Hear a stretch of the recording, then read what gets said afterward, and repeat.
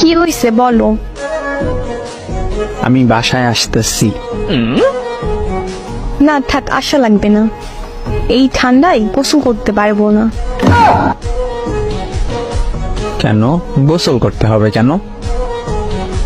আরে গতবার এসে আমার জ্বর বানাই দিয়ে গেছো। কেন গোসল করছো কেন? আর এমন জ্বর বানাও, পরে শাশুড়ি এমন মন্দ বলে এত জ্বর হয় কেমনে? আমি তো আর বলতে পারি না তার ছেলের জন্য সকাল সকাল গোসল করতে হয়।